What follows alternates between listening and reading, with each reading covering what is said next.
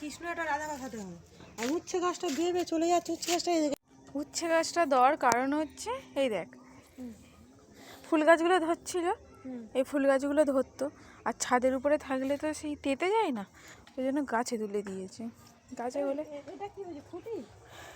কোনটা এটা না কি বোঝা যায় না, কি বলতো এটা? এটা ফ্রুটিটা। ফুটি? ও এবার পেকে যাচ্ছে না।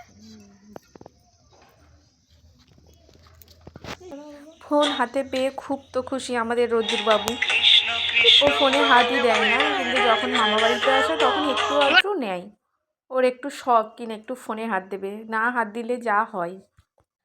বাড়ির কাজটা সেরে মোটামুটি যখন সন্ধে হয়ে গেছে, দিদি আর আমি বেরিয়েছি একটু হোঁটরে।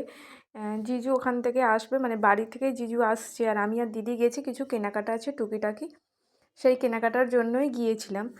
আর নিচ্ছি কিছু ফল, কেননা কালকে বর্ণালীর স্বাদ আছে, তার সাথে বৌমনিরও স্বাদ আছে, তো দুজনের জন্য কিছু কেনাকাটা ছিল, ফল মিষ্টি ফুল টুলগুলো। তো ওই জন্য দেখে কিছুটা ফল নিলাম, যেহেতু 5 মাসের স্বাদ, তাই 5 রকমের ফল নেব, বেশি নেব না। আর এখান থেকে সব ফলও ওর খাওয়া যাবে না এই সময়, মানে সব ফল খেতে পারে না, কিছু কিছু ফলের বারণ থাকে।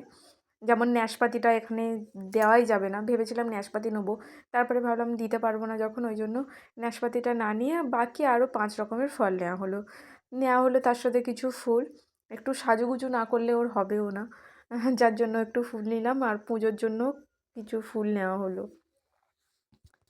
আর ফুলগুলো একদম টাটকা ছিল, বেশ সুন্দর তাজা তাজা ফুল।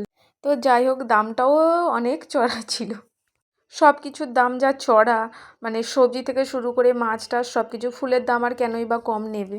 তারপরে দেখলাম মাছ বাজার বসছে, আমাদের এখানে বাজার বসার কোনো সময় থাকে না, মানে যখন তখন রাত 9টার পরেও বাজার বসে যায়। মাছটা দেখেছি কিন্তু মাছটা আর নিইনি। তারপরে এলাম মিষ্টি দোকানে, যেখানে বর্ণালী মিষ্টি খেতে একদমই পছন্দ করে না, কিন্তু তাও ওর জন্য তো মিষ্টি লাগবে, মিষ্টি নিতেই হবে, তাও আমাদের পছন্দ মতো কয়েকটা মিষ্টি নিলাম, কয়েকটা মানে 5টাই মিষ্টি নিলাম, ওর জন্য নিলাম আর বৌমনির জন্যও নিলাম। বৌমনির জন্য ফলও নিয়েছিলাম, মিষ্টিও নিয়েছিলাম।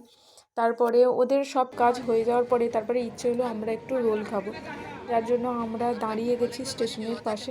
আর এখান থেকে না রোল আমরা আগে খেতাম, মানে বিয়ের আগে যখন আমরা একসাথে বন্ধুদের সাথে আড্ডা দিতাম, তখন আমরা এখান থেকে রোল খেতাম, এই স্টেশনের পাশে দাঁড়িয়ে দাঁড়িয়ে আড্ডা দিতাম আর খেতাম। সেই জিনিসটা খুব মিস করছি, সব বন্ধুদেরকে খুব মিস করছি। তো যাই হোক, সব কিছু নেওয়ার পরে যেটা বাদ পড়ে গেছিলো, মানে মনেই ছিল না দই নেওয়ার কথা, দইটা লাগবেই একদম অবশ্যই। দইটাও নিল দিদি, দিদি বলল যে আমার আর হাতে জায়গা নেই, আর আমার হাতটা প্রচণ্ড ব্যথা করছিলো, এর জন্য আমি কিচ্ছু নিতে পারিনি।